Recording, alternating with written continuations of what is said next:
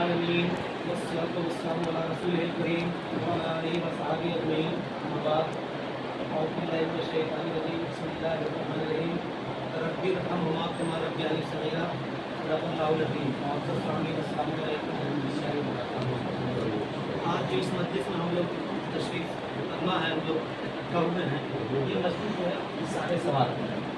اِصال کا مطلب ہوتا ہے پہنچانا ثواب کو، یعنی مردے کے پاس ثواب کو پہنچانا۔ بات سمجھنے کی یہ ہے کہ ثواب کا 3 مرحلہ ہوتا ہے۔ ایک تو جو شخص دنیا میں زندہ ہے، حیات ہے، وہ جو اچھا عمل کرتا ہے اس سے اس کو ثواب ہوتا ہے، اور جب وہ انتقال کر جاتا ہے تو مفتی صاحب نے بتایا کہ وہ جو ثواب جاریہ ہے، جیسے اس نے اپنی حیات میں مسجد بنوا دی، اس نے اپنے حیات میں خانہ بنوا دیا وغیرہ وغیرہ، تو یہ ثواب جاریہ وہ ثواب جاریہ ہوتا ہے جب تک کہ وہ چیز قائم و دائم رہے۔ اور تیسری چیز ہے جو وہ میت ڈپینڈنٹ ہو جاتی ہے اپنے وارثین کے اوپر، اپنے اولاد کے اوپر، اور وہ اس کو ثواب بھیجتے ہیں، اس کو اِصال ثواب۔ تو دنیا جو ہے وہ تعاون عمل، یعنی دنیا میں اللہ تعالیٰ نے بھیجا ہے انسان اور جنات کو عمل کرنے کے لیے، اللہ کی عبادت کرنے کے لیے۔ جو انسان اچھا عمل کرے گا وہ اس کا جزا اللہ تعالیٰ قیامت کے دن اس کو دیں گے۔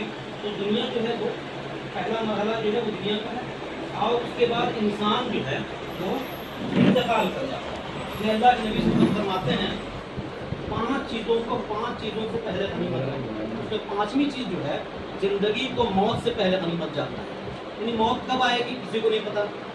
اللہ تعالیٰ فرماتے ہیں کہ موت جو ہے وہ کبھی بھی آ سکتی ہے، تو موت کا کوئی یہ نہیں ہے۔ کلو نفس ذائقۃ الموت ثم الینا ترجعون، یعنی موت جو آئے گی وہ ہر ایک نفس کو، ہر ایک جاندار کو موت آ جائے گی۔ یہاں پہ ہم لوگ سب بیٹھے ہیں، کس کو موت کب آ جائے گی کوئی نہیں جانتا ہے۔ اور ثم الینا ترجعون، اور پھر تم سب ہماری طرف پلٹا کر لائے جاؤ گے، یعنی قیامت کے دن کھڑے کر دیا جاؤ گے اور کھڑے کر دیا جاؤ گے۔ یعنی تو پہلا مرحلہ جو ہے وہ یہ ہے کہ انسان کو موت آ جائے۔ جب موت آ جاتی ہے تو کیا ہوتا ہے؟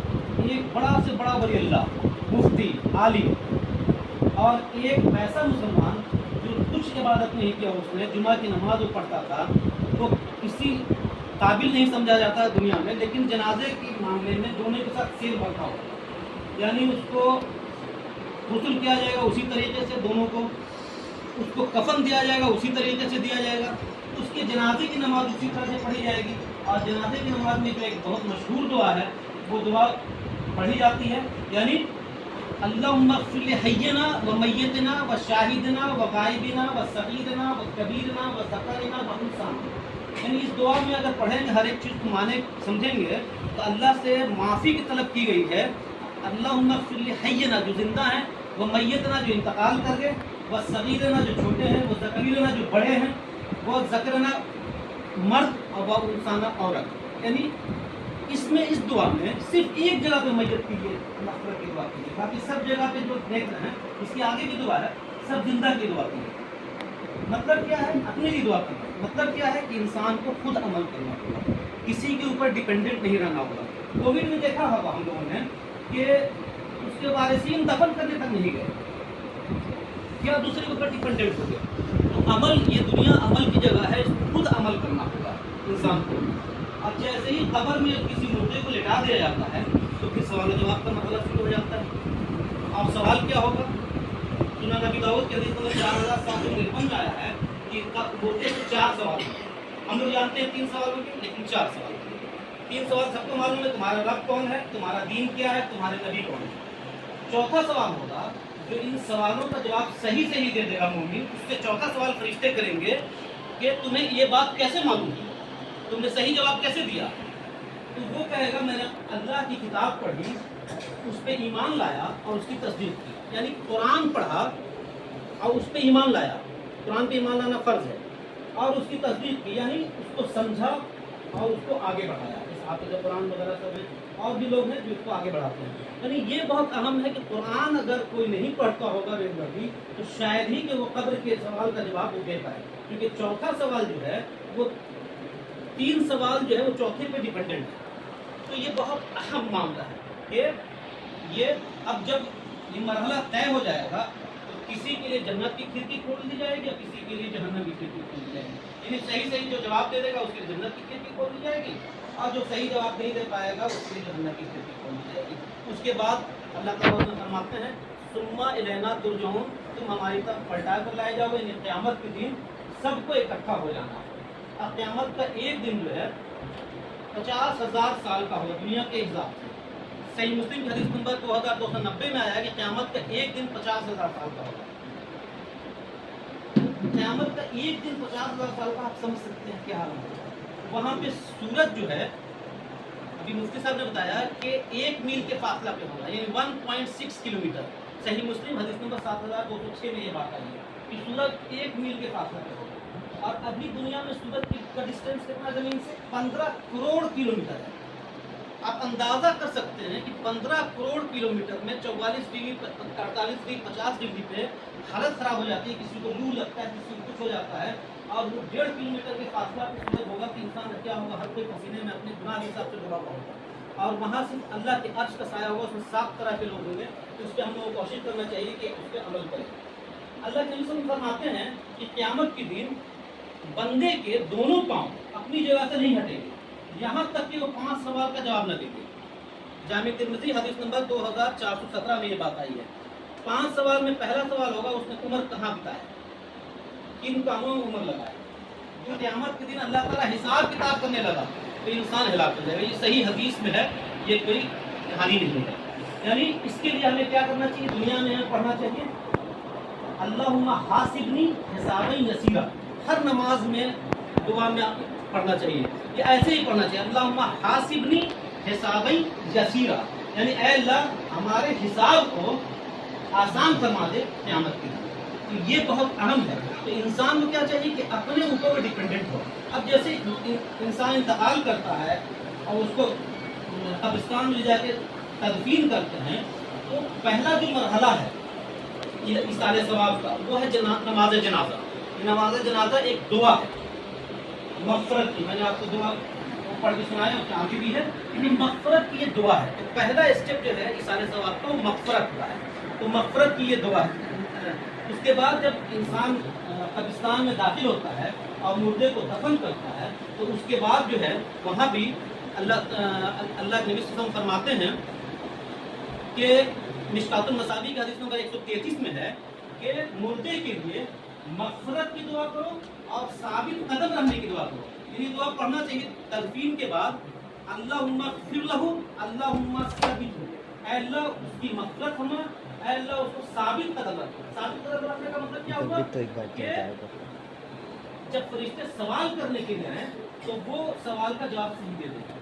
یہ اصل دعا ہے جو ہم لوگ دعا پڑھتے ہیں. وہاں پہ وہ والی 3 دعا جو مٹی ڈالتے ہیں وہ پڑھتے ہیں, وہ دعا صحیح حدیث میں آئی ہے لیکن صحیح حدیث میں نہیں. قرآن کی آیت ہے وہ اس کے لیے ہے, عبرت کے لیے ہے. وہ 3 آیت جو ہم لوگ پڑھتے ہیں. تو کہنے کا مطلب یہ ہے کہ انسان کو اس پر خود عمل کرنا ہوگا. اور وارثین کو کیا کرنا ہوگا کہ جیسے ہی قبر میں مدفون کر دیا جاتا ہے, عمرو بن عاص رضی اللہ تعالیٰ عنہ فرماتے ہیں کہ اولاد کو نصیحت کیا تھا کہ میری قبر کے پاس اتنی دیر کھڑے رہنا جتنی دیر ایک اونٹ کو ذبح کر کے اور گوشت تقسیم کر دینے میں ٹائم لگتا ہے. انداز لگا سکتے ہیں, آدھا گھنٹہ 1 گھنٹہ ٹائم. یعنی وہاں پہ کھڑے رہ کر کے مغفرت کی دعا کرنی ہے اور وہاں پہ کھڑے رہ کر کے ذکر و اذکار کرنا ہے, واٹس ایپ نہیں چلانا ہے. تو یہ اصل مغفرت کی دعا ہے. اس مفتی صاحب نے کہا نا کہ 4 دن 10 دن 20 دن کے بعد لوگ کرتے ہیں, کوئی فائدہ نہیں. ابھی ضرورت ہے مردے کو, تو مردے کو جس وقت ضرورت ہوتی ہے اس وقت ہم لوگ تدفین کر کے گھر واپس آ جاتے ہیں. اصل ضرورت وہاں پہ ہے مردے کے لیے کہ اس کے لیے وہاں پہ دعا کرنی ہے. تو یہ بہت اہم ہے. تو اس طرح سے یہ اہم ہے کہ کوئی شخص انتقال کر جاتا ہے تو اس کے لیے ثواب جاریہ کے لیے کچھ خرچ کرنا چاہیے. صحیح بخاری کی حدیث نمبر 2662 میں یہ بات آئی ہے خیرات کرنے کی, اس کی جگہ پہ مردے کے حق کے لیے, مردے کے لیے ایسے بھی دعا کرنی چاہیے. میں نے تلاوت کیا تھا رب ارحمہما کما ربیانی صغیرا, پڑھتے ہی رہنا چاہیے اپنے والدین کے لیے. جو یہ ایصال ثواب کا مرحلہ ہے تو ایصال ثواب کے لیے قرآن شریف میں جو ہے وہ آیا ہے کہ ایصال ثواب میں کرنا, یہ مغفرت کے لیے دعا کرنی چاہیے. یہ بات آئی ہے. تو تو اس کا مطلب ہے کہ مغفرت کے لیے جو دعا ہے یا جو طریقہ ہے وہ ڈفرینٹ ٹائپ کا طریقہ ہے دعا ہے. تو اس میں سے جو ایک طریقہ ہے وہ یہ ہے کہ آپ مغفرت کے لیے دعا کریں اور خیرات کریں اور صدقہ جاریہ میں چیزوں کو لگا دیں. تو یہ بہت اہم ہے کہ انسان کو اپنی زندگی میں یعنی کسی کے اوپر ڈیپینڈنٹ نہ ہو کہ ہم انتقال کریں گے تو میرے جو اولاد ہیں وہ قرآن خوانی کرائیں گے, لوگوں کو کھلائیں گے پلائیں گے تو ہمیں بخشش مل جائے گی. کب کیا ہو جائے گا؟ نو من. اس لیے اپنے عمل کو درست کر کے اتنا کم سے کم ضرور ہو کہ قیامت کے دن جائیں تو اللہ کے نبی صلی اللہ علیہ وسلم کے پاس شرمندگی نہیں ہو. ہم مغفرت ان کے سامنے جائیں مغفرت کے لیے, ان کے سامنے جائیں شفاعت کے لیے, تو شرمندگی نہیں ہو, کچھ تو لے کر کے جائیں.